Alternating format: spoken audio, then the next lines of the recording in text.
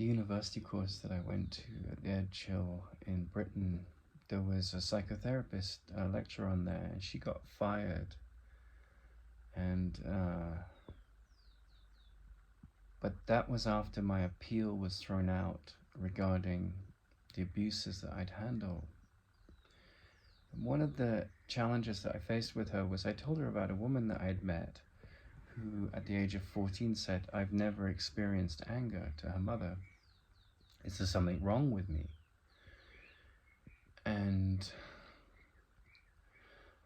when I told this psychotherapist about that, she immediately, the programming in her mind switched on to say, well, she obviously was in denial. You know, women have only reasons to be rageful and like to bury that kind of thing. There must be some psychological issue with her. And of course, she was seeing the world, the psychotherapist was seeing the world through the lens of what she takes a woman to be, that wear a body, that wear a mind. And she got very angry with this statement, like, rather than seeing the incredible profundity of it. Had nothing to do with this person being a woman. It had nothing to do with her being in denial. The only thing she was in denial of was she was denying the denial of the truth. And of course, if you spent your whole life excavating the mind and you believe there's all these reasons to be justified in your anger and wrath about the way the world is, then you're going to respond that way. But she totally misunderstood what was going on. She had no understanding of the labyrinth of mind. She had an understanding of her intellectual conditioning. And, you know, when we say someone's died, we say rest in peace. And I had a Sanskrit teacher in India, and she was the firm belief it would take her many lifetimes to become enlightened.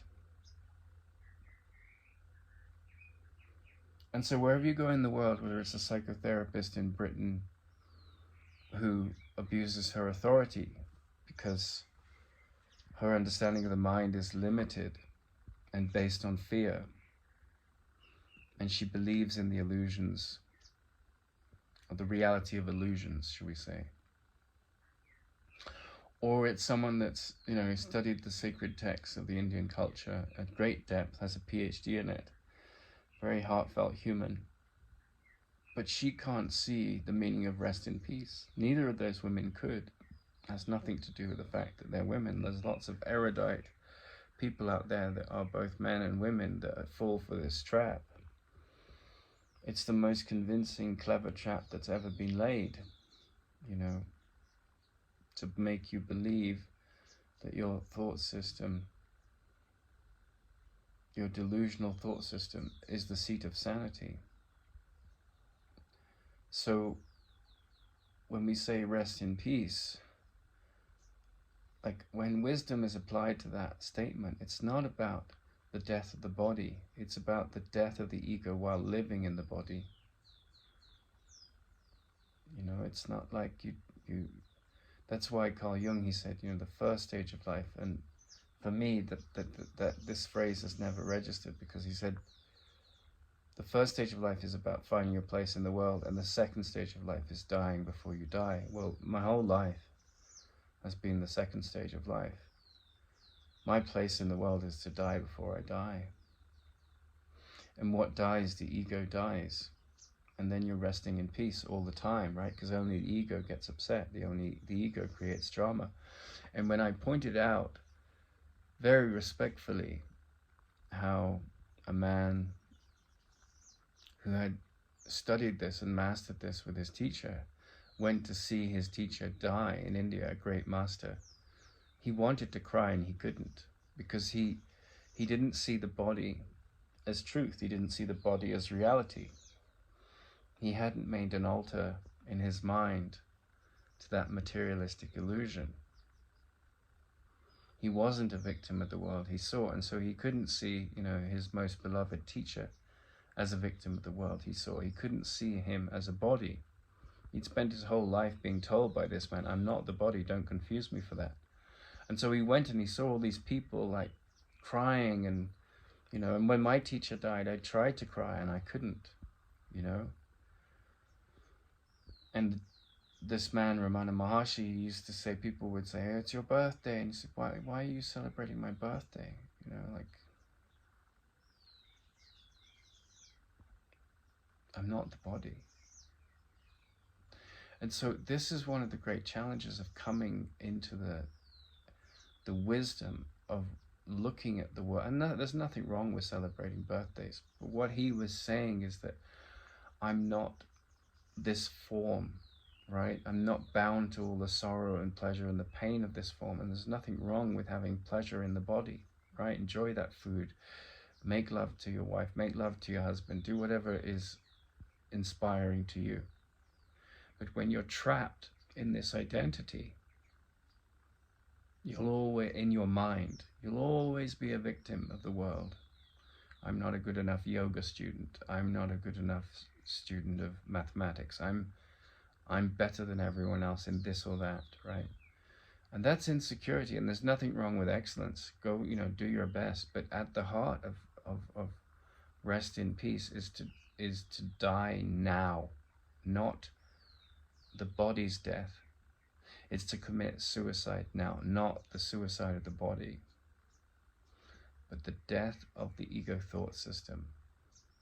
I was born, I will die. The idea that I have to spend eons in meditation for the mind to come to quietude.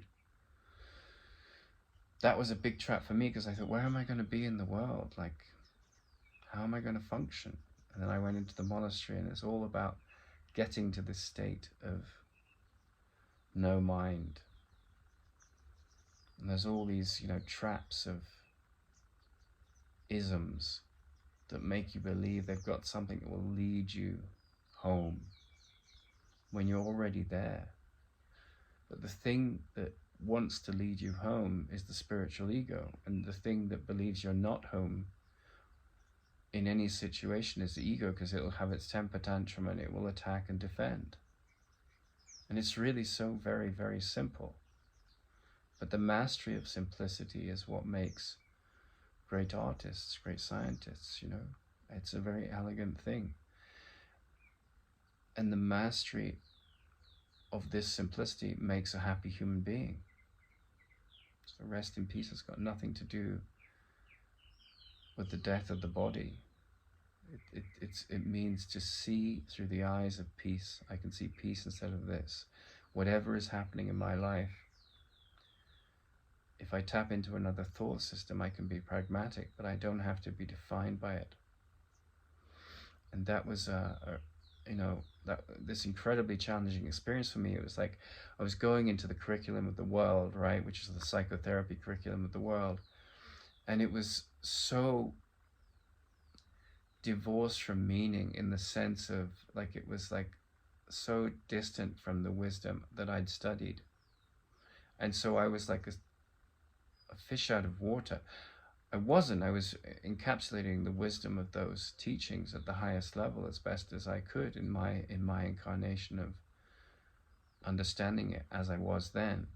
But to the people who had gone into this therapy tradition, that were looking through the visors of their insecurity and their PhDs and so forth, it was a real, to find out there was a woman that was 14, at the age of 14, she'd never experienced anger. Now they had to, in her mind, she classified that as a mental illness, right? But that was mental illness in her talking,